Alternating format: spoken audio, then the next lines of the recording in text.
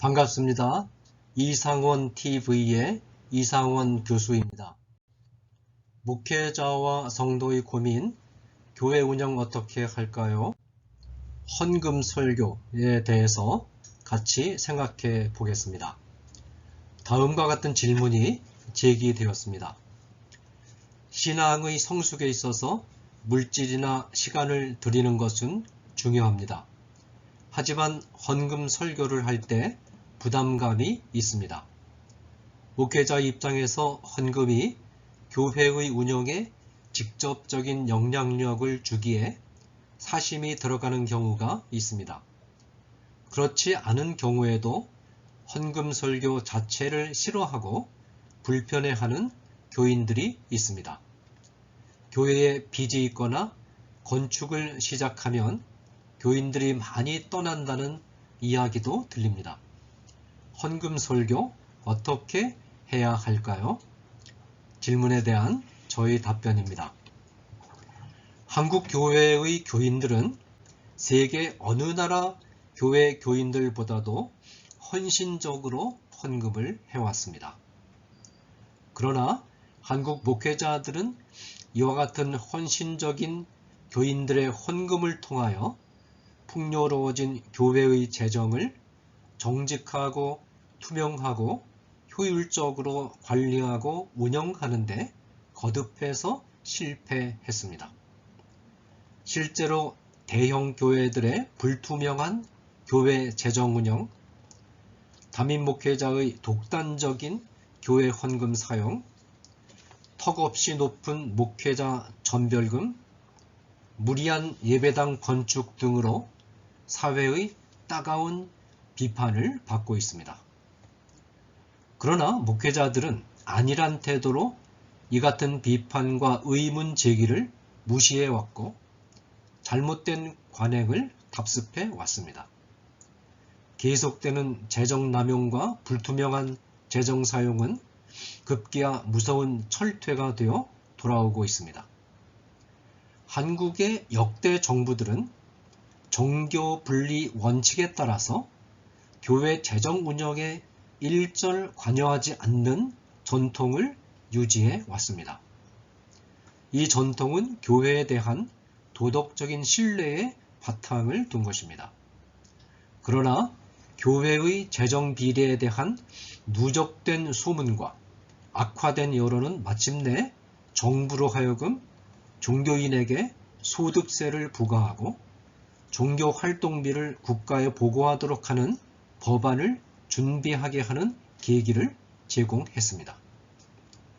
이 법안이 현실화되면 사실상 국가의 교회 사찰이 시작될 우려가 있습니다.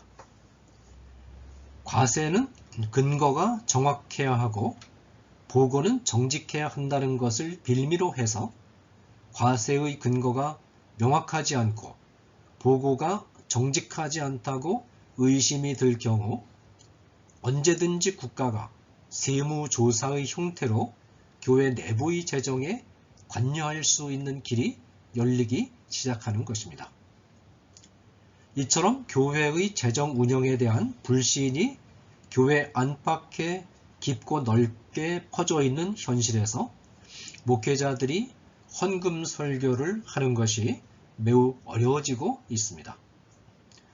헌금 설교의 설득력은 떨어질 수밖에 없고 쉽게 곡해될 수 있으며 교인들의 반응은 냉랭하게 얼어붙고 있습니다. 게다가 대학과 사회의 이념적 환경이 반기독교화되면서 교회에 대한 청년들의 헌신과 열정이 약해졌고 높은 실업률로 청년들의 경제력이 전반적으로 약화된 것도 헌금 설교를 어렵게 합니다.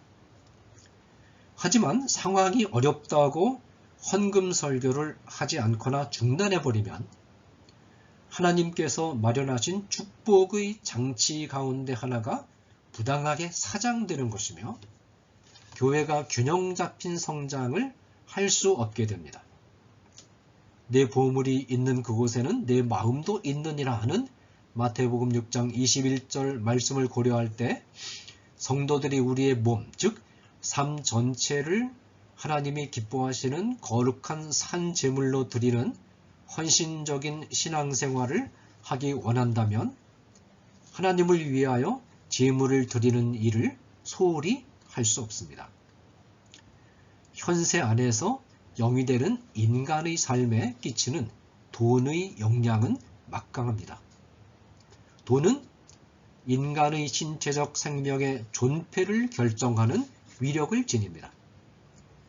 생명의 유지에 필요한 많은 것들은 돈으로 살 수 있으며 중병에 걸렸을 때도 치료에 필요한 돈이 있느냐 없느냐에 따라서 생사가 결정이 됩니다. 돈은 풍요롭고 넉넉하게 사는가 아니면 궁핍하게 사는가를 결정합니다. 하나님 나라의 일도 돈이 뒷받침되어야 진행할 수가 있습니다. 따라서 돈을 기독교인과 교회의 신앙생활에서 배제하면 바른 신앙생활과 교회 운영이 어려워집니다. 한국교회가 다른 나라의 교회보다 빠르고 견실한 성장을 이룰 수 있었던 이유 가운데 하나는 자발적인 헌금의 중요성을 강조한 것과 깊은 관련이 있습니다. 한국교회는 일찍이 중국 선교사 네비우스의 선교 정책을 채택했는데 이 정책의 핵심은 한국교회 교역자들의 생활비는 한국교회 교인들이 자발적으로 낸 헌금으로 충당한다는 것입니다. 한국교회에서 네비우스의 재정자립 정책은 성공적으로 정착되었고 한국교회의 재정자립과 이에 근거한 성장에 결정적으로 기여하였다고 신학자 곽알련은 평가했습니다. 한국선교회가 재정자립을 강조한 이유는 어떤 외국 선교국이나 교단도 현지 교회를 영원히 보조할 수가 없으며 따라서 자립하지 않은 교회는 언젠가는 사멸할 우려가 있다고 판단했기 때문입니다. 네비우스 선교 정책의 채택은 자발적인 헌금을 강조하는 전통과 직결되었는데 이 전통은 미래의 한국 교회가 계승해 나가야 될 훌륭한 전통입니다. 현재 한국 교회의 헌금 설교는 상반되는 두 가지 요소를 조화시켜야 하는 과제를 안고 있습니다. 첫째로 목회자의 부정직하고 독단적인 교회 재정 운영에 대한 교인들의 불신과 마음의 상처가 매우 깊고 넓다는 점이 고려되어야 합니다. 이와 같은 고려는 헌금 설교를 주저하게 만듭니다. 둘째는 이런 상황 속에서도 교인들의 자발적인 헌금을 강조해온 네비우스 정책의 흐름을 손상시키지 않고 계승해 나가야 합니다. 자, 그렇다면 헌금 설교를 주저하게 만드는 현실 속에서 어떻게 하면 헌금 설교를 설득력 있게 할 수 있을까요? 먼저 교인들에 대한 배려 문제를 생각해 보겠습니다. 목회자는 무엇보다 먼저 교인들이 교회의 부정직하고 독단적인 재정 운영에 대하여 깊은 불신과 상처를 안고 있다는 점을 심각하게 고려해야 합니다. 이 시점에서 우리는 바울이 보여준 헌금관을 살펴볼 필요가 있습니다. 바울은 3차례에 걸쳐서 선교 여행을 하는 동안 사례금을 일체 받지 않았습니다. 바울은 사역하던 현장을 떠난 후에 교회, 예컨대 빌립보 교회가 예로 들 수 있겠죠. 교회가 보내준 선교 후원금은 감사한 마음으로 받았으나 사역하는 동안에는 사역하는 교회로부터 사례금을 받지 않고 장막을 만드는 고된 작업을 하여 생활비를 해결했습니다. 바울이 교회에 생활비 지원을 요청할 자격이 있었음에도 불구하고 일체의 생활비 요구를 하지 않았던 이유는 교인들의 영적 수준을 배려했기 때문입니다. 바울이 사역했던 지중해 지역에는 방랑 설교자들이 있었습니다. 이들은 청중들의 호기심을 충족시키는 궤변적인 강서를 늘어놓는 대가로 돈을 벌어들이는 자들이었습니다. 바울의 사역이 이런 방랑 설교자들의 사역과 같은 것으로 오해될 위험이 있었습니다.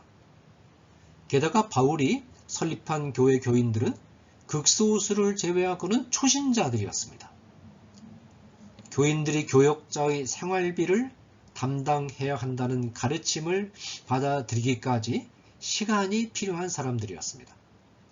이러한 사람들에게 시험거리가 될 수 있는 일을 하지 않기 위해 바울은 자비량 사역을 선택한 것입니다. 바울의 상황과 현대 한국교회의 상황이 다르지만 헌금 설교가 교인에게 시험거리가 될 수 있다는 점에서 공통점을 지닙니다.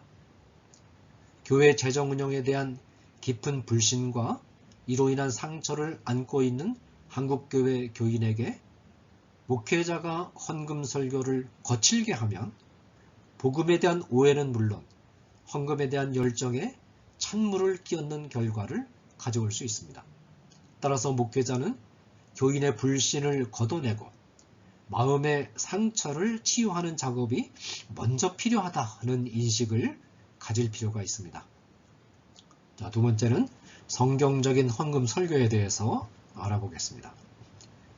교인이 헌금 설교에 대하여 부담을 느끼는 근원적인 이유들 가운데 하나는 목회자의 설교가 복음의 깊이와 넓이를 바르게 증언하지 못하고 하나님의 백성이 걸어야 할 길에 대해 충분히 가르치지 못하고 있다는 데 있습니다.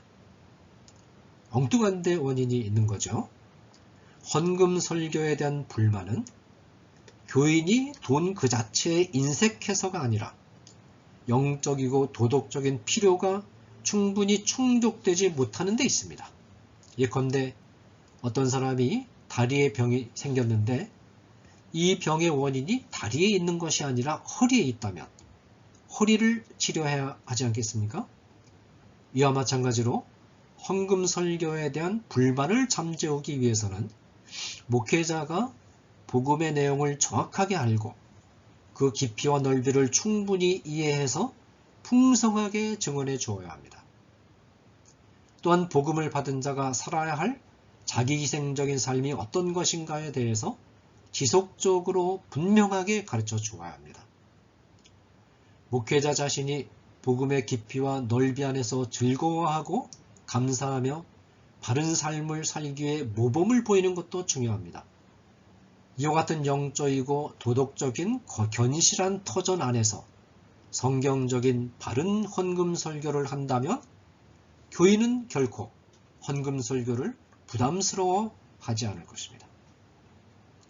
그러므로 교인이 헌금 설교에 대해서 불만을 발할 때 목회자는 자신의 설교와 삶이 복음의 풍요로움을 잘 드러내고 있는가를 점검해 볼 필요가 있습니다. 간단히 말해서 평소 목회자의 설교 내용이 너무 빈약해서 들을 것이 별로 없다고 느끼거나 목회자의 생활이 모범적이지 않다고 생각하는 상황에서 목회자가 헌금 설교를 거칠게 하면 목회자에 대한 불만이 헌금 설교에 대한 불만의 형태로 표출된다는 것입니다. 목회자의 설교가 교인의 영적이고 도덕적인 필요를 충분히 충족시켜주고 목회자 자신이 설교한 대로 살기 위해 애쓰는 모습이 확인되면 조금 강하게 헌금 설교를 해도 거의 문제가 되지 않을 것입니다. 자, 그 다음에 투명한 재정관리에 대해서 말씀드리겠습니다. 헌금 설교에 대한 교인의 불만은 헌금이 바르게 집행되지 못하고 느낄 때도 터져나올 수 있습니다. 헌금을 잘 거두는 것도 중요하지만 거둔 헌금을 잘 관리하고 바른 목적을 위하여 사용하는 것은 훨씬 더 중요합니다. 구약에는 11조라는 형식을 통해 헌금에 관한 규정이 제시되는데 11조는 생계 유지를 위한 토지를 분배받지 못하고 성전 관리와 제사 업무를 전담하는 레위인의 생활비를 해결하고 가난한 백성을 구제하며 성전 관리와 제사 업무에 필요한 경비를 충당하기 위한 목적으로 사용되었습니다. 예수님이 11조를 인정하신 것은 11조의 용도도 함께 인정하셨음을 뜻합니다. 바울은 스스로 일을 해서 자기 생활비를 충당했으나 곡식 또는 소에 망을 씌우지 말지니라 라는 신명기 25장 4절의 말씀과 일꾼이 그 삭슬 받는 것이 마땅하니라 라는 누가복음 10장 7절의 예수님의 가르침을 근거로 교역자가 교회로부터 생활비를 받는 것이 타당하다라고 말함으로써 고린도전서 9장 1절에서 15절 등입니다.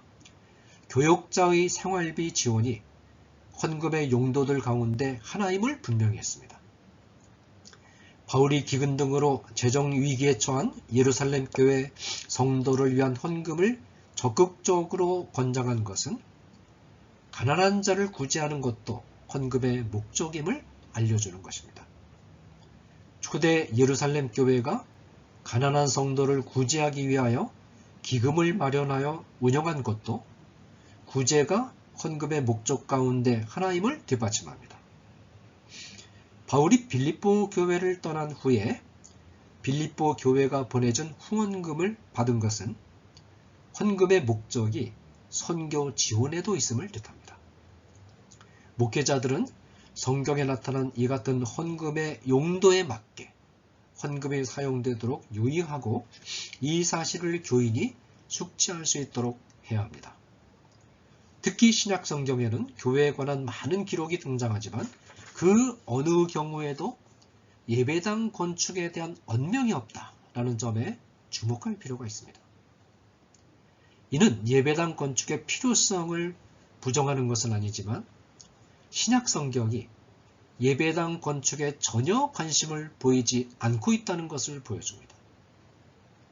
이에 비추어서 오늘날 한국교회의 예배당 건축의 현실을 점검해 보는 것은 유익합니다.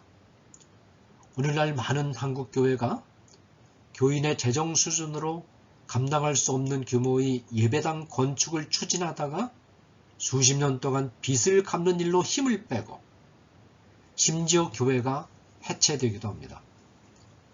서구의 많은 교회가 예술적 가치가 있는 거대하고 웅장한 예배당들을 건축했지만 오히려 교인이 떠나고 관광 명소로 전락한 사례가 대부분이라는 점을 우리는 타산지석으로 삼아야 합니다.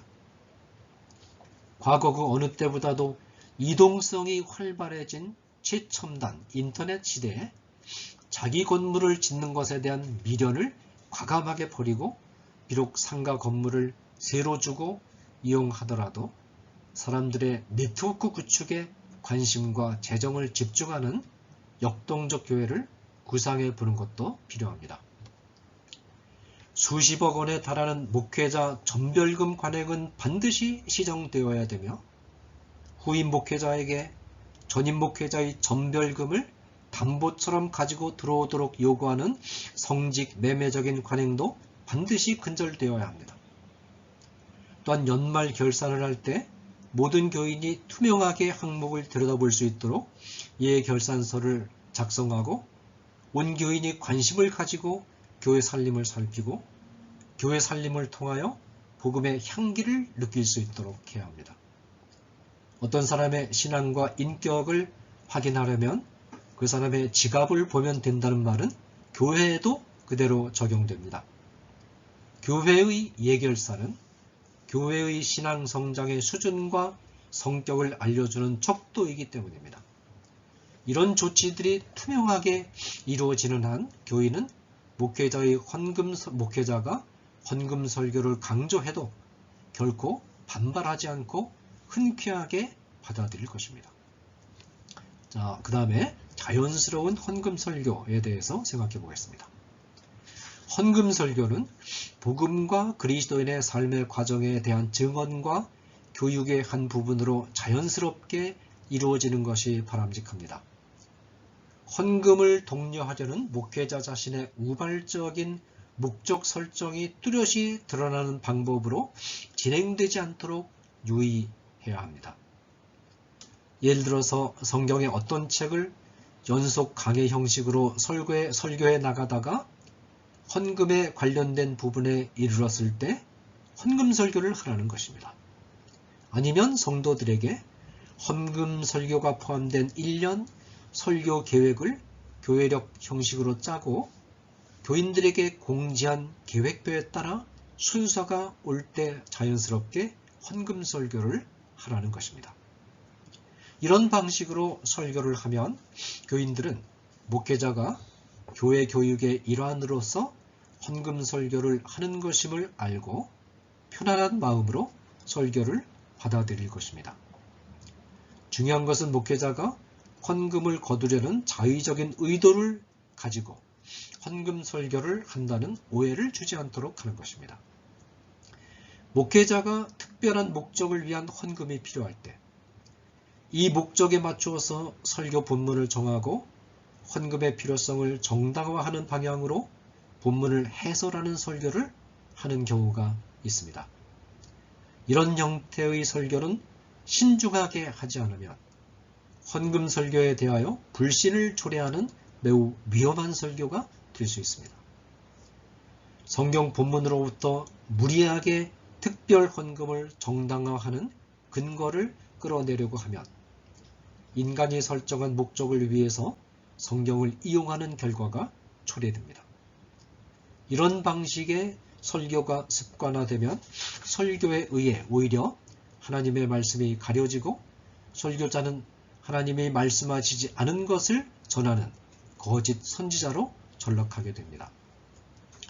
예를 들어서 예배당 신축이나 교육관 증축이 필요한 경우에 성막을 짓는 본문이나 예루살렘 성전을 짓는 본문을 설교 본문으로 정한 다음 예배당이나 교육관 신축을 성막이나 예루살렘 성전 짓는 것과 같은 신성한 형태로 정당화시키는 설교를 하는 목회자들이 있습니다. 이것은 매우 위험한 설교입니다.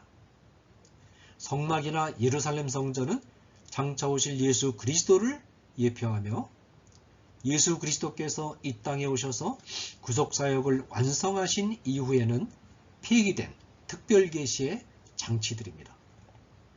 따라서 성막이나 성전을 예배당 신축과 연결하는 것은 해석학적인 오류에 빠질 수 있습니다. 실제로 예루살렘 성전 완공 이후 성전 봉헌식에서 솔로몬은 성전을 찬양하는 내용이 아니라 예루살렘 성전조차도 천지보다 크신 하나님을 담기에는 너무 초라하다는 점을 강조합니다. 이스라엘 백성들의 관심을 성전으로부터 하나님께로 전환시키는 것입니다. 열왕기상 8장 27절입니다. 그러므로 정직하고 실용적인 관점에서 특별헌금을 진행하는 것이 바람직합니다. 특별헌금을 할 때 이 특별헌금을 주제로 하는 설교를 꼭 해야 될 필요는 없습니다. 다만 몇 주 동안 광고 시간을 통해서 헌금하는 목적을 교인들에게 정직하고 실용적으로 소개하고 협조를 구하면 됩니다. 예배당이나 교육관을 신축하는 경우에 건축이 하나님을 특별히 섬기는 신성한 것이며 따라서 이 일에 참여하지 않으면 하나님의 진노를 산다는 방식으로 말하지 말고 다음과 같이 담백하게 말하는 것입니다. 성도 여러분, 여러분도 아시는 것처럼 교인 숫자가 늘어나다 보니 자리가 너무 협소해 예배 시에 많은 불편이 따르고 아이들에 대한 효율적인 교육을 하는 것이 어렵습니다.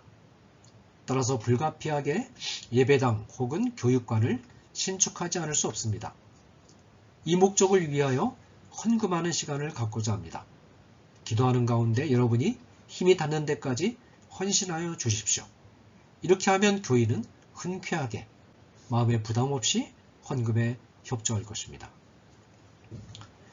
복음의 은혜를 받은 기독교인과 교회는 전적으로 하나님과 이웃을 위해 헌신하는 삶으로 은혜에 대한 감사를 표현해야 하며 이 안에는 반드시 재정적인 헌신도 포함되어야 합니다.